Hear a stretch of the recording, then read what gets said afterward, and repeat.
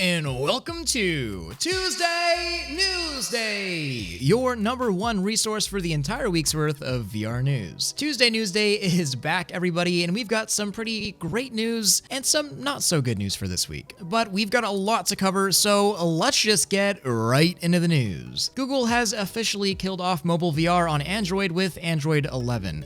This has been a long time coming, as Google and Samsung have been slowly killing off support for mobile VR, discontinuing headsets, ending software support, and shutting down their mobile VR services. But the final nail in the coffin came with Android 11 and the operating system excluding Daydream software from its officially supported list of features. Google had this to say, quote, "Daydream VR software is no longer supported. You may still be able to access the service, but it won't receive any more software or security updates. Thanks for using our Daydream view," end quote. Now, to many of you, this likely means nothing, and to some of you, you're actually probably happy because compared to what we have now, mobile phone VR is terrible. It's not nearly as capable as just about any of the other headset platforms we have in 2020, but if you ask the average person if they've ever tried VR before, and they say yes, they'll probably also say it was phone VR. And that likely led them to believe that VR kinda sucks. But there are some of you out there that grew a passion for VR through Google Daydream and Cardboard's extremely easy accessibility, which was practically free. And over the years, lots of cool projects have spurred from phone VR. So while Google killing off Daydream is good in the grand scheme of things, there's still nostalgia for the platform that got millions of people into VR for the first time with nothing but your phone. Rest in peace, Google Daydream, and long live VR. So we all know that the HP Reverb G2 is coming soon from HP. It's a collaborative project between HP, Valve, and Microsoft to make what seems to be one of the clearest and most comfortable VR headsets available, rocking a similar head strap and audio solution to the Valve Index while being cheaper and having a higher resolution, albeit you lose out on some of the Valve Index's best features, which are the base station tracking and the high refresh rate. However, for $600, it seems to be a great value, and the headset is coming next month. But HP announced another headset, the HP Reverb G2 Omnicept Edition. And this is where HP is getting to be a pretty interesting VR company, rocking the same resolution, tracking, and audio as the Reverb G2 to come, but it has a few new insane features: eye tracking, face tracking, and a built-in heart rate sensor. In case you're wondering what all of this can do, well, eye tracking enables not only better control over things, but enables something called foveated rendering, cutting down on the processing power needed to run VR at such high resolutions. The face camera enables far better expressiveness in social applications like meetings, and the heart rate sensor brings it all together for companies to track biometric data during training. And yeah, that's right, during training. I've had a lot of people come and ask me if I'm excited about the Omnicept G2, and while of course I am. HP has made it very clear that this headset is an enterprise headset, not a consumer headset meant for us or for you. And while you may still be able to buy one and use it, the eye tracking and face tracking aren't really implemented in any games or applications. And at that point, the extra parts are just extra weight on the headset, if it's not a feature being used. And since so few consumers will have things like eye tracking and face tracking, then there's really nothing that will support it. This headset is meant for specific use cases in the enterprise segment with home-built software to take advantage of the headset's capabilities. So I wouldn't get too excited about a G2 expecting to ahigaw at your friends in VR chat. Still, really amazing tech though, and it will eventually bleed into consumer headsets, just not yet. Also, no price on the headset that I can find. So let's talk about full body tracking and haptic feedback. The company behind the haptics force feedback gloves, Virginia Tech, as well as the University of Florida, are working together to create a new system of full body haptic tracking and force feedback tech. And they recently secured $1.5 million of funding to do so. This project is called Forcebot, and it's being created for the main purpose of feeling and mimicking forces similar to real life, which is far different from the current haptic techniques that use something closer to vibration motors. However, the reason behind the project isn't necessarily just for feeling though, it's actually to work as a convergence between robotics, VR, and force feedback technology. Here's what Dr. Alexander Leonessa, principal investigator at Virginia Tech, had to say about the project. Quote, "Forcebot will advance knowledge at a convergence of virtual reality, robotic control, sensory feedback, ergonomics, and a human factor fields. We are excited to create a system that increases immersion for VR users and applications requiring intensive body motion, like sports, industrial skills training, gaming, emergency response, and many others, end quote. So in terms of what this project is for, it's explicitly stated that these technologies are being developed for athletes, training scenarios, and yeah, gaming. The goal is to create an affordable, easy to manufacture and reproduce system that enables things like full body tracking and force feedback to the masses. Some of this is pretty hopeful, I'm not gonna lie, but the fact that it's even being done on a scale like this by a company and research group that has already created some pretty awesome systems, that being the haptics gloves. Right now, people with full body tracking kind of have a beta look into what VR will look like in the coming years. And when full body tracking and of course force feedback comes to consumer VR in the box and it's widely supported, I believe that's when we can firmly consider VR 2.0 to have arrived. Until then, I'll be updating you every step of the way, literally every step in VR. Kinda tired of floating avatars and no legs. Although, I bet Pewds isn't complaining.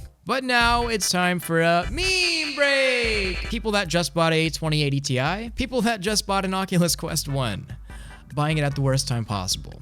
Look, I feel bad for the people that have done either. If it was my honest recommendation, I'd say return that bitch and get yourself a Quest 2. It's more better, believe me. But now, back to the news. So, the bad news. I have reported for a few months that I've been surprised about VR's massive growth recently, and how that growth has more or less sustained its momentum from Half-Life Alyx. Back when the game dropped, VR usage spiked rather quickly, which was expected. It was a Half-Life game released for VR. I personally expected a large downtick of usage, but instead, the usage stayed relatively close to the initial spike, and the curve of new VR users maintained its velocity for the most part. Well, now it's October, and July, August, and September haven't been the best for Steam VR on the hardware survey. VR's growth has stagnated. We're not seeing millions of new users per month. We're not seeing the graph jump up anymore, and it's caused worry in the industry, particularly to those outside of the VR industry. PCGamer recently reported hardware survey shows Steam VR's growth has stagnated, and following a surge earlier this year, VR headset usage on Steam hasn't kept growing, end quote. And that's true.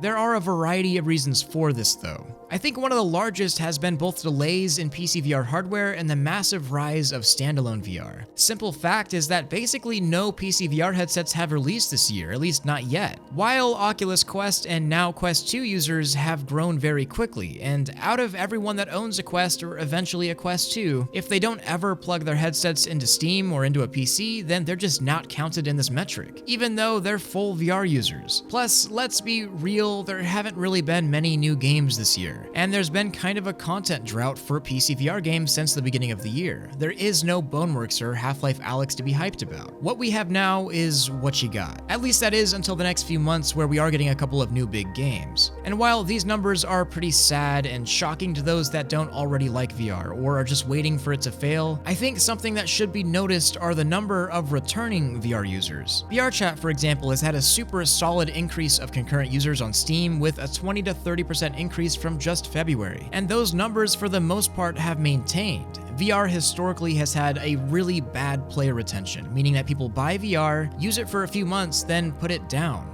VR power users just aren't created that fast, and that's likely due to a lack of content, but that's a changing trend. People are buying VR and staying in VR, and buying VR games and playing those games. Just the big games and big hardware launches have been somewhat infrequent. I know that plenty of people are going to be sharing that VR is dying or something again for the 1000th time, but I promise you, you have nothing to worry about. VR's growth on Steam VR has stagnated. That's true.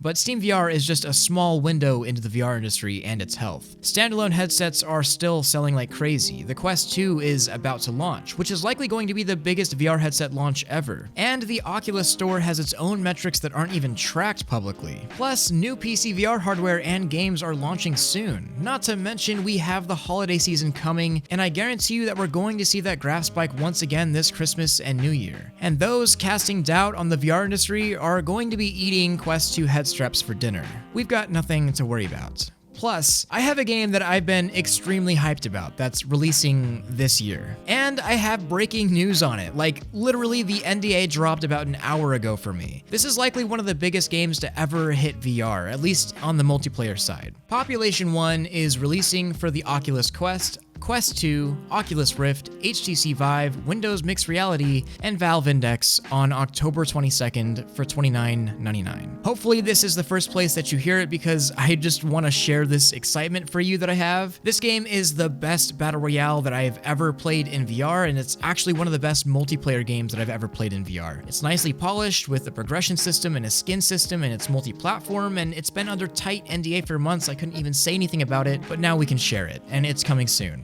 And I really just can't wait. I do believe this is one of the VR games that will really push VR to more people and to streamers and make awesome content. And the fact that you could play it on anything with anyone, no matter the headset, is just amazing. It's exactly what we needed and what we were missing. And I will definitely be streaming the game and giving out a few keys when the game launches on my Twitch, so go follow me there because I'm gonna be streaming today as well. And that's a place where we can chat about VR and have a great time. And also join up in my Discord server because I'm hosting a gigantic VR meetup this month, and you can gain access to that by accepting the rules and giving yourself the event notification role in my server. I posted a video that I made about our last meetup because some crazy stuff went down, and you can watch that video on my second channel, so you should check that one out too. All links will be below in the pinned comment or description, and yeah, just check it all out. I want to thank all of my Patreon supporters, especially my Omegas like 2080 Ti, Benji, Daniel, Fusion Oak, Gecko86, HCG Randon, KRA, Julian, Ronzarelli, That Brock Guy, Tristan Sloan, True Killa, and Very Evil Shadow. I couldn't do any of this without you.